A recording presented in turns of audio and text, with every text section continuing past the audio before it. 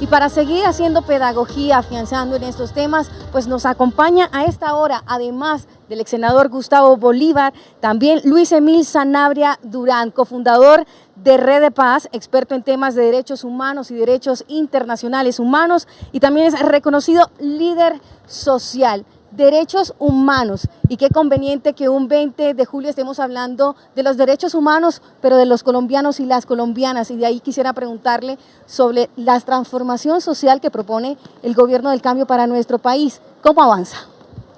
Bueno, buenas tardes, qué bueno estar aquí con ustedes, saludarlos. Para nosotros ha sido muy importante que el gobierno del cambio haga un énfasis en el derecho a la vida, que es el derecho más violado en nuestro país, y desde allí se construyan escenarios en donde se respete los derechos humanos. Por supuesto que falta mucho recorrido, que falta mucho por hacer, pero hemos tenido muy buenas noticias sobre la defensa, la promoción de los derechos humanos en los territorios. Sin duda, señor Luis, uno de esos pilares de defensa de los derechos humanos, o por lo menos de la búsqueda de alcanzar esa plenitud de la defensa de los derechos humanos desde el gobierno nacional, es buscar la paz. Buscar la paz, y lo está haciendo con diferentes grupos al margen de la ley, en una apuesta que algunos creen que es osada porque se está haciendo de manera paralela. ELN, disidencias de la FARC, grupos de violencia urbana como lo que ocurre en Buenaventura, por ejemplo. Es una buena apuesta que se haga el intento de llegar a acuerdos de paz de manera simultánea con varios grupos. No solamente es una buena apuesta, es el camino correcto, es decir, Colombia tiene que asumir la solución del conflicto armado interno de forma integral y total.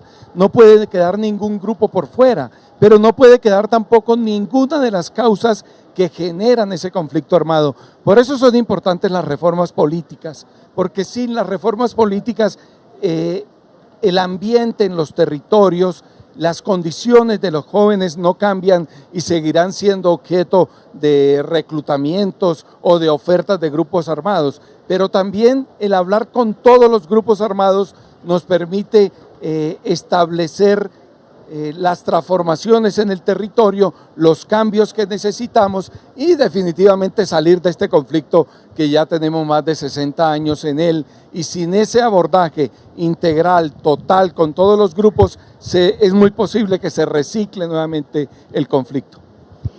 Hablar acerca de los territorios, y también ha sido un buen punto del gobierno del presidente Gustavo Petro, que ha llegado a las distintas zonas del país a escuchar a la ciudadanía, a los habitantes y a las víctimas, que también son eje fundamental en la construcción de la paz total, que es el eje central en realidad del gobierno del cambio. ¿Por qué es tan importante llegar a los territorios a escuchar y presentar las soluciones?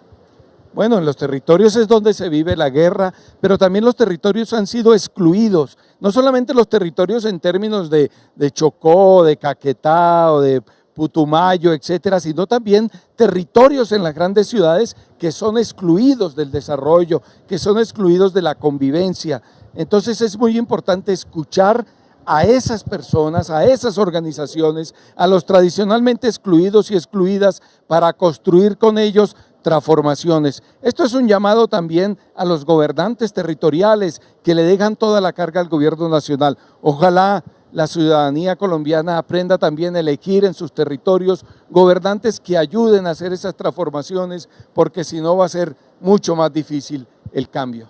Déjeme, yo le pregunto en ese mismo sentido, y para enrutarlo en este tema de defensa de derechos humanos, búsqueda de la paz, ex senador Bolívar, algo muy similar a lo que estamos hablando con el doctor Luis. El presidente se la ha jugado por buscar la paz de manera amplia, desde diferentes o con diferentes sectores al margen de la ley. Una apuesta recientemente anunciada y que próximamente van a tener su primer ciclo de diálogos es con las disidencias de las FARC, el Estado Mayor de las FARC. ¿Es una buena apuesta? Le planteo el mismo interrogante. ¿Es una buena apuesta hacerlo a varias bandas al mismo tiempo? Sí. Como bien lo dijo Luis, si la paz no es total, con cualquier residuo que quede empieza a crecer. Eso es como un mal germen, digamos. Eso es como esos hongos que van creciendo, si uno los limpia bien, vuelve y crece. Y así ha pasado con la violencia en Colombia. Por eso abordar la paz desde muchos ángulos, entendiendo que las disidencias de las FARC también son un actor del conflicto, que el ELN es un actor añejo del conflicto, que por primera vez va a llegar a un cese bilateral del fuego, entender que las BACRIMes están compuestas por muchachos, por jóvenes, que en un momento eran niños, y eran niños buenos, y que en algún momento se rompió una inocencia y se convirtieron en monstruos, pero que ahí hay un culpable que se llama Estado, y nosotros tenemos que pagar esa responsabilidad. Nosotros tenemos una responsabilidad frente a todos esos jóvenes que han optado por ese camino. Es que créanme que nadie cuando está jugando pelotita o cuando está mamando de la teta de su mamá tiene en su mente volverse un criminal, o volverse un narco, o volverse un paramilitar, un guerrillero, no. Esos niños nacen y empiezan a crecer. El mismo Pablo Escobar, si lo queremos llevar más allá, era un niño que jugaba pelota y que mamaba de la teta a su mamá. En un momento se rompe esa inocencia, pero ahí es donde tiene que venir el juicio de quién es la culpa. Y eso es lo que en la comprensión del delito es que radica que el presidente Petro quiera hacer ese abordaje desde muchos ángulos, porque tampoco tiene mucho tiempo. Ustedes ya vieron que un proceso, por ejemplo, como el de las FARC, duró entre 2012 y 2016. 4 años casi dándole insistentemente y casi no se logra. Si tomáramos grupo por grupo, pues necesitaríamos 20 años. Entonces yo sé que el presidente Petro sabe que tiene 4 años, ya le quedan 3, y que tiene que jugársela por esa paz total, porque estoy de acuerdo con Luis, tiene que ser total, o si no, no tiene sentido y no vamos a poder hacer esa transición energética para recuperar ese dinero que vamos a dejar de percibir por el carbón y el petróleo a través del turismo y otros. Iba a decirle, hacer de Colombia una potencia del turismo, como lo ha dicho el presidente. Porque las divisas que vamos a dejar de percibir por esa transición energética mayoritariamente tienen que llegar del turismo, del agro, pero aquí no va a haber turismo a gran escala si hay violencia. La gente no le da miedo venir al país. Entonces, todo eso es un todo, tiene que ver hasta con la economía, la misma paz. Hablar de la paz total también será el eje fundamental de esta emisión en vivo, pero este es el momento que también queremos recordar el triunfo de La Haya, el triunfo de Colombia ante La Haya que sucedió hace una semana atrás, y esta celebración se vivió desde la isla de San Andrés, Providencia y Santa Catalina, y los isleños son los protagonistas. Nuestro archipiélago de San Andrés, Providencia y Santa Catalina, ¿cómo usted recibe esa noticia favorable para Colombia y cómo cree usted que va a ser el porvenir, lo que viene para los isleños y los raizales de San Andrés, Providencia y Santa Catalina y por supuesto los Cayos? Es muy importante la soberanía entendida no solamente como el poder de un Estado sobre un territorio, sino poder integrar a la comunidad, a la sociedad, una sociedad como la de San Andrés, Providencia, Santa Catalina, con esas incertidumbres también frente a su pertenencia a una nación, debe superarse, debe incluirse, deben llegar los programas de salud, de vivienda, de mejoramiento, de reconocimiento de la cultura, que es muy importante. Los colombianos y colombianas casi nunca logramos comprender, por ejemplo, la lengua, el idioma, la forma de ver el mundo, el relacionamiento con el mar, con el océano, todas esas aportes que nos han hecho los isleños. Es hora de integrarlos realmente al país, integrarlos a la nación, integrarlos a la producción, al turismo del que hablaba el senador Bolívar. Así que eso nos dará muchas oportunidades y por supuesto yo creo que la paz en Colombia pasa por construir paz en San Andrés, Providencia y Santa Catalina, que es muy afectada por fenómenos de violencia, por fenómenos del narcotráfico, por fenómenos de lavado de activos y etcétera, que también son los mismos fenómenos que alimentan el conflicto y la violencia en Colombia. Luis Emil, hay un proyecto que tal vez no hoy, pero sí me atrevo a pensar en 2 o 3 semanas, según nos han contado, se va a presentar desde el Ministerio de Justicia y es la transformación de la ley de víctimas, ¿sí? Es la ley de víctimas, que es una ley que pareciera irse quedando rezagada con lo que suponen los retos del país en materia de reparación de víctimas después del acuerdo de paz, una ley del 2011, y que entonces este gobierno, el presidente Gustavo Petro, empieza a considerar que sería necesario mantenerla bajo unas reformas. ¿Cómo ve usted ese proyecto de ley que se va a presentar? Ya el ministro Néstor Osuna lo anticipó esta semana y se está contemplando. ¿Cuál es su opinión al respecto? Bueno, yo creo que la ley hay que reformarla. La ley 1448 no ha cumplido su papel, pero también porque es muy difícil cumplir un papel de reparación de víctimas en medio del conflicto armado, porque el conflicto armado continúa. Se generan víctimas con más velocidad que las víctimas que reparamos. Se despojan tierras con más velocidad que las tierras que son devueltas a las comunidades. Así que la ley debe ser, a mi modo de ver, reformada en 3 aspectos. El primero, que el SNARI funcione, es decir, que todos los ministerios se comprometan a reparar a las víctimas. El segundo, que tenga recursos adecuados, ya lo ha dicho el señor presidente de la República, con los recursos que hoy contamos tendremos que durar 100 años reparando víctimas si hoy se detiene la producción de víctimas en el país. Entonces hay que garantizar recursos reales, efectivos. Y yo creo que un tercero que es muy importante es que la ley debe priorizar las reparaciones colectivas, las reparaciones a las comunidades en los territorios, para que esa reparación colectiva llegue también a cada uno de los individuos que ha sido afectado. Sí, cuando usted se fija en lo que se ha logrado reparar de momento, es vergonzosa las cifras, realmente rezagado completamente la reparación efectiva, ¿no? Estamos hablando de reparación efectiva a las víctimas. Permítanos un segundo, ex senador, doctor Luis, porque ya tenemos esa gira, la comisión accidental que va a recoger al presidente. Tradicionalmente, digamos que esta jornada se empieza a partir de allí. Esta comisión protocolaria que va a ir hasta la Casa de Nariño invita al presidente Gustavo Petro para que junto a ellos llegue al Congreso de la República. Ya tenemos esa comisión. ¿Quiénes la conforman? La conforman por parte del Centro Democrático Oscar Darío Pérez, conservador John Alexander Quevedo, el partido de la U, Wilmer Carrillo, liberales Silvio Carrasquilla, Cambio Radical, Hernando González, Desitrep James Mosquera del Partido Verde, Marta Alonso, Liga Erika Sánchez del Partido Demócrata, Ana Rogelia Monsalve del Pacto Histórico, Mari Perdomo, y del Partido Comunes, Germán Gómez. Esa es la comisión protocolaria que estará llegando a la Casa de Nariño, por decirlo de cierta manera, a buscar al señor presidente de la República de Colombia, Gustavo Petro. Esto va a suceder en aproximadamente unos 3 minutos. Estaremos viendo allí en el fondo, en este pasillo, sí, al presidente Gustavo Petro, justamente con la comisión protocolaria que le hace la invitación para que instale oficialmente el nuevo periodo legislativo del Congreso de la República, Johan. Sí, eso va a ser, nos acaban de decir más o menos sobre las 4:30, en cuestión de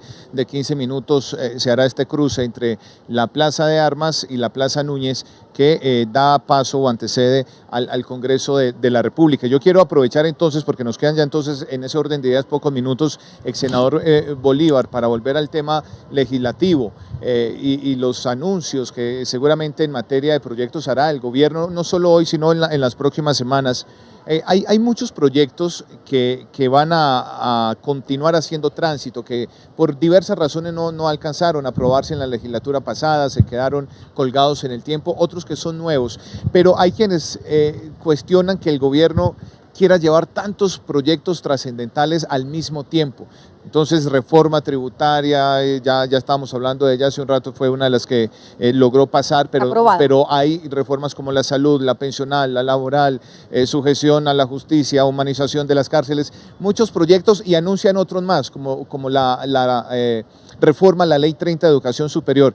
Desde su experiencia como senador y desde su opinión personal, ¿está bien esa estrategia que hace el gobierno nacional de llevar un gran paquete de proyectos al Congreso de la República? Para mí no. Yo creo que hubo una congestión de proyectos. Cuando están sesionando las comisiones y se cruza con las sesiones de plenaria, empieza a haber problemas. Entonces yo siento que hubo muchos proyectos al tiempo. Yo pienso que si nos hubiéramos dedicado a 2 reformas, seguramente le hubiéramos podido aprobar o ponerle más empeño a cada una, pero ustedes vieron que muchas se hundieron a veces también por falta de quórum. y es porque había como un trancón legislativo, le llamo yo, porque había muchos proyectos al mismo tiempo. Yo pienso que el presidente tiene que priorizar y su bancada tiene que priorizar. ¿Cuáles priorizaría, por ejemplo? Yo priorizaría tres fundamentalmente, que son la reforma de la salud, la reforma laboral y la pensional. ¿Laboral, sí, pensional y de la salud? Y la de la salud. Es que si nos metemos en 5, 6, 7 reformas al tiempo, la ambición rompe el saco, como dicen por ahí. Y yo sé que se necesitan todas, hay reformas urgentes. Yo acá estaba mirando, por eso me puse las gafas, la cantidad de reformas que se necesitan aprobar, porque es que 4 años se pasan volando, pues ya se pasó uno. Mira, tenemos la ley de prohibición del fracking, tenemos la reforma de la educación superior, prioritaria también. Se le iba quedando. Se me iban quedando, porque esa no se presentó el semestre pasado, pero va este. Y es una de las promesas fundamentales de la campaña de Gustavo Petro, era la transformación de la educación, para volverla una educación gratuita. La ley de servicios públicos, la humanización de las penitenciarías es otra ley, el código de minas. Vamos a volver a insistir con la regulación del cannabis, que lastimosamente faltando un debate, les cuento que ese día me dieron ganas de llorar. Yo decía, ¿por qué no estoy allá? Me provocaba como... Ya llegando a la otra orilla, ¿no? Pues son 8 debates para que quienes nos escuchan entiendan. 8 debates, que es todo un año dándole vuelta al proyecto en comisiones, en plenarias de Cámara, de Senado, y el último día se hundió esa regulación de cannabis, que es parte de la paz, tenemos que decirlo. La regulación de las drogas es parte de la paz, porque el narcotráfico, que ha sido transversal a todo nuestro conflicto, no se acabó ya con el prohibicionismo, no se acabó ya hoy con la represión. Estados Unidos le ha metido a esto miles de millones de dólares, el Plan Colombia le metió miles de millones de dólares, y el resultado es más narcotráfico, más producción, más consumo, más cultivos, y eso demuestra que hay una derrota ya de ese paradigma, y que hoy lo único que salva al mundo del narcotráfico es la regulación, y bueno, se nos hundió. Bueno, ahí tengo otra lista de proyectos, es muy larga. La reglamentación de la jurisdicción agraria, ¿no? Que ya se aprobó, pero falta reglamentarla, que también es muy importante. Bueno, donde se le da un papel importante al campesinado. Yo veo que esa cantidad de proyectos es muy complicado de evacuar, y van a tener que priorizar. Pues esta es la visión del ex senador Gustavo Bolívar sobre esta presentación de nuevas reformas, de leyes. Pero Luis Emil, de acuerdo a su experiencia y teniendo en cuenta también el nuevo enfoque de la política de drogas ilícitas que presenta el presidente Gustavo Petro y el gobierno nacional, ¿cómo ve usted ahí el papel de los seres humanos, que son en realidad los que terminan haciendo uso y los que siguen siendo perseguidos, sobre todo nuestros campesinos y campesinas, ya que la política de drogas actual mira al campesino o al cultivador de la hoja de coca como un delincuente? Claro, como uno de los principales responsables de esa cadena. Exactamente. Entonces, partiendo de su experiencia, ¿cómo ve usted que las comunidades, que los colombianos y colombianas deberíamos entender la nueva política de drogas ilícitas que propone el gobierno del cambio? Bueno, fundamentalmente porque la victimización de los campesinos y campesinas no es la política correcta. Eso ya fracasó, eso se ha demostrado, la contaminación con el glifosato, la pérdida de cultivos de pancoger de los campesinos y campesinas, el aumento de los cultivos de coca, de marihuana, en fin, esa política fracasó, y fracasa fundamentalmente porque con la analogía de la culebra, se le está dando golpes al rabo de la culebra y la cabeza sigue viva. ¿Cuál es la cabeza fundamental? Pues el lavado de activos, por ejemplo, el tráfico, ¿no? Todo esto que hoy estamos evidenciando en el gobierno del cambio, se está haciendo efectivamente incautaciones de toneladas de cocaína. Eso no se veía en otros gobiernos, pero más allá de eso es también la propuesta de convencer y convocar a los gobiernos de los países consumidores, a los estados consumidores, a las sociedades en Europa, en Estados Unidos. ¿Para qué? Para que nos ayuden en toda esta lucha con el narcotráfico, porque sin ellos Colombia solita tampoco lo va a lograr. Así que esto es una alianza estratégica mundial como debe ser y como se está también planteando la alianza estratégica contra el cambio climático. Así que vamos en la dirección correcta. Yo creo que hay que seguir insistiendo. Eso debe ir juntándose con todo el tema del diálogo con los herederos del paramilitarismo y bandas criminales, que tiene que ver con otro proyecto de ley, que es el de sometimiento a la justicia, que quedó también en el tintero y que hoy se hace urgente. ¿Para qué? Para que la paz total se logre. Así que yo considero que ese es el camino correcto, que a los campesinos y campesinas hay que darles reforma rural, posibilidades de producción y sobre todo llegarles con educación, salud, vivienda y muchas otras cosas de las cuales han sido excluidos. Luis Emil, y de esta manera pues se cumple el primer punto del acuerdo de paz que se firmó en el año 2016 y que también hace parte de los propósitos del gobierno del cambio, el hacer cumplir esta implementación del acuerdo de paz con tierras, dándole derechos a los campesinos y campesinas. Fue un placer compartir con ustedes estos instantes, conocer su opinión, conocer los detalles y también hacer un poco de pedagogía para que nuestros seguidores pues conozcan lo que es la transformación social del gobierno del cambio. Muchas gracias por acompañarnos. Bueno, muchas gracias a ustedes. Muchas gracias, senador Bolívar. Luis. Un placer, siempre es un placer hablar con el doctor Luis Emil y toda su sapiencia y la experiencia en temas de paz. Miren, vamos a continuar mostrándoles a ustedes un poco de todo el trabajo periodístico que hemos preparado. Estamos a la espera de que ya salga desde el Congreso de la República esa comisión protocolaria que va a invitar al presidente Gustavo Petro para que llegue hasta